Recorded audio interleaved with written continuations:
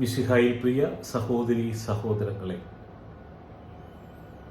രക്ഷകനായ യേശുവിൻ്റെ പ്രബോധനത്തിനെതിരെ പ്രവർത്തിക്കുന്ന ക്രിസ്തുനാമധാരികളായ നിങ്ങൾ അകന്നു പോകുവിൻ. കാരണം നിങ്ങൾക്കുള്ളതല്ല ഈ തിരുസഭ. ഈ തിരുസഭ എന്തിനു വേണ്ടി കർത്താവായ യേശു സ്ഥാപിച്ചു എന്നുള്ള സത്യം മനസ്സിലാക്കുക. ഉൽപ്പത്തി 3-ാം അധ്യായത്തിൽ പിതാവായ ദൈവത്തിൻ്റെ വാഗ്ദാനമായിരുന്നു ദൈവപുത്രൻ. ആ ദൈവപുത്രനെ നമ്മളെ നിത്യജീവനിലേക്ക് എത്തിച്ചേരുവാനായിട്ട് ക്രൂശിലേറ്റാൻ പോലും പിതാവായ ദൈവം നമ്മളോട് കരുണ കാണിച്ചു. ആ ക്രൂശിലെ ബലിയാണ് നമ്മെ ദൈവമക്കളാക്കുവാനും ദൈവരാജ്യത്തിന് ഉടമകളാക്കുവാനും ദൈവം നമ്മെ സഹായിച്ചത്. ആ പിതാവായ ദൈവത്തിൻ്റെ സ്നേഹം നമ്മൾക്ക് നുകരുവാനായിട്ട് കർത്താവായ ദൈവം തൻ്റെ പുത്രനിലൂടെ, തൻ്റെ പുത്രൻ്റെ ബലിയ അർപ്പണത്തിലൂടെ നമ്മൾക്കായിട്ട്, നമ്മുടെ പാപപരിഹാരത്തിനായിട്ട് ബലിയർപ്പിച്ചു. ആ ദിവ്യബലിയുടെ അനുസ്മരണമാണ് ഓരോ നിമിഷങ്ങളിലും ഇന്ന് ലോകത്ത് നടന്നുകൊണ്ടിരിക്കുന്ന ദിവ്യബലി. ഈ ദിവ്യബലിക്കെതിരെ പ്രവർത്തിക്കുന്ന ശക്തികൾ ഈ ലോകത്തുണ്ട്. ആ ശക്തികളുമായി ചേർന്നുകൊണ്ട് ദിവ്യബലിക്കെതിരെ പ്രവർത്തിക്കുന്ന വൈദികരെ, സന്യസ്തരെ, ഇടയന്മാരെ നിങ്ങൾ സൂക്ഷിച്ചുകൊള്ളുവിൻ. കാരണം വിജയം എന്നും സൃഷ്ടാവായ ദൈവത്തിനുള്ളതാണ്, ഒരിക്കലും സൃഷ്ടികൾക്കുള്ളതല്ല. കർത്താവിൻ്റെ ആത്മാവിനാൽ ഈ ഭൂമിയിലേക്ക് തെരഞ്ഞെടുക്കപ്പെട്ടു വന്ന ദൈവജനം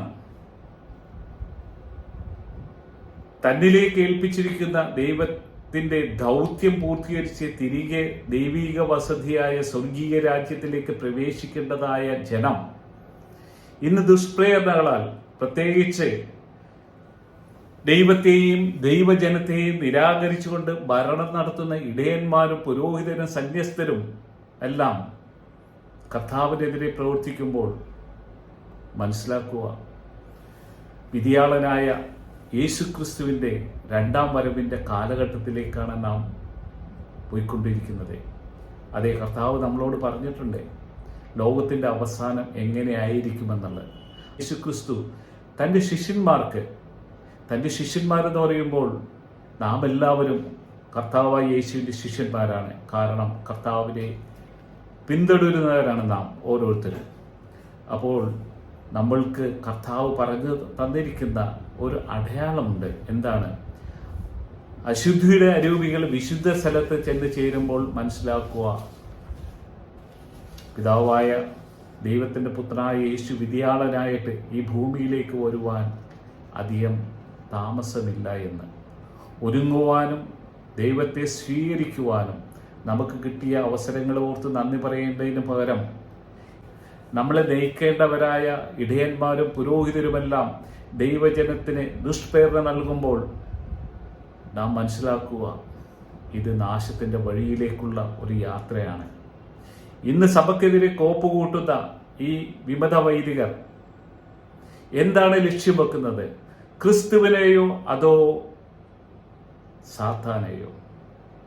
ലോകത്തെ സ്നേഹിക്കുന്നവർക്ക് പിതാവായ ദൈവത്തെ സ്നേഹിക്കുവാൻ സാധ്യമാവുകയില്ല എന്ന് ദൈവവചനം നമ്മളെ ഓർമ്മപ്പെടുത്തുമ്പോൾ വിമതരായ വൈദികർ എന്തിനെയാണ് ഫോക്കസ് ചെയ്യുന്നതെന്ന് നിങ്ങൾക്ക് പറയാൻ സാധിക്കുമോ?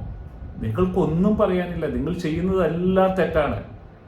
യേശുവിനെ യഥാർത്ഥത്തിൽ അറിയാത്ത യഹൂദന്മാരും മഹാപുരോഹിതരും ഫരിസേയരുമെല്ലാം പ്രതീക്ഷിച്ചിരുന്നൊരു രാജാവിനെയാണ്.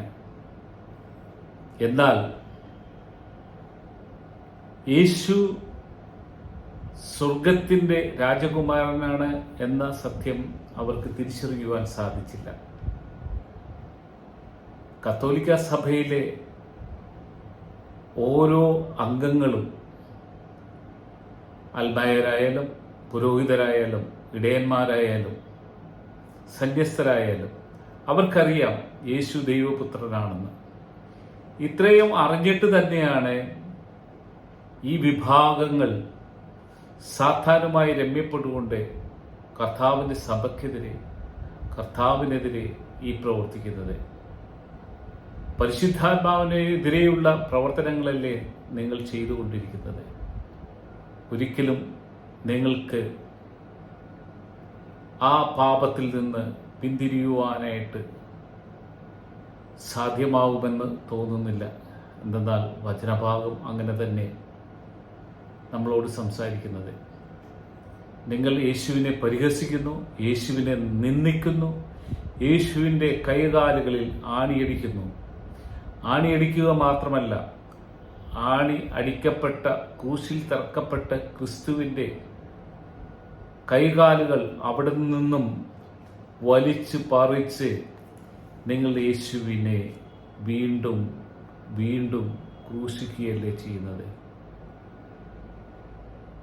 നിങ്ങൾക്ക് ക്രിസ്തുവിനെ വേണ്ട എങ്കിൽ ക്രിസ്തു സ്ഥാപിച്ച ഈ സഭയിൽ നിന്നും നിങ്ങൾ പിന്മാറുക. സഭ അത് ദൈവം സ്ഥാപിച്ച സഭയാണ്. നിങ്ങൾ സാത്താനുമായി നിങ്ങൾ രമ്യപ്പെടുമ്പോൾ ക്രിസ്തു എവിടെ നിൽക്കുന്നു തിരിച്ചറിയുക. നിങ്ങളുടെ നിത്യമായ നാശത്തിലേക്കുള്ള വഴി നിങ്ങളോടൊപ്പം തന്നെയുണ്ട്. നിങ്ങളുടെ നിത്യജീവനിലേക്ക് ഉള്ള വഴി നിങ്ങളോടൊപ്പം തന്നെയുണ്ട്. നിങ്ങളുടെ ആത്മാവ് എന്ത് ബോധിപ്പിക്കുന്നു? കർത്താവിൻ്റെ പ്രബോധനത്തിൽ നിന്ന് ഒരിക്കലും നിങ്ങൾക്ക് കർത്താവിൻ്റെ ഒരു വിട്ടുവീഴ്ചയില്ല എന്ന് കർത്താവിൻ്റെ വചനം നമ്മളെ മനസ്സിലാക്കി തന്നിട്ടില്ലേ? നിങ്ങൾക്ക് യേശുവിനെ വേണ്ട എങ്കിൽ, തിരുസഭയെ വേണ്ട എങ്കിൽ നിങ്ങൾക്ക് സ്വതന്ത്രമായിട്ട് നിങ്ങൾക്ക് സഞ്ചരിക്കാം. ഈ ലോകത്തെ മാത്രം ഫോക്കസ് ചെയ്തുകൊണ്ട് നിങ്ങളുടെ ജീവനെ നിത്യനാശത്തിലേക്ക് കൊണ്ടുപോവുക.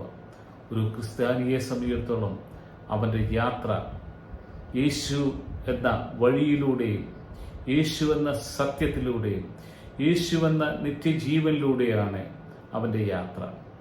ഈ ലോകം അവൻ്റേതല്ല.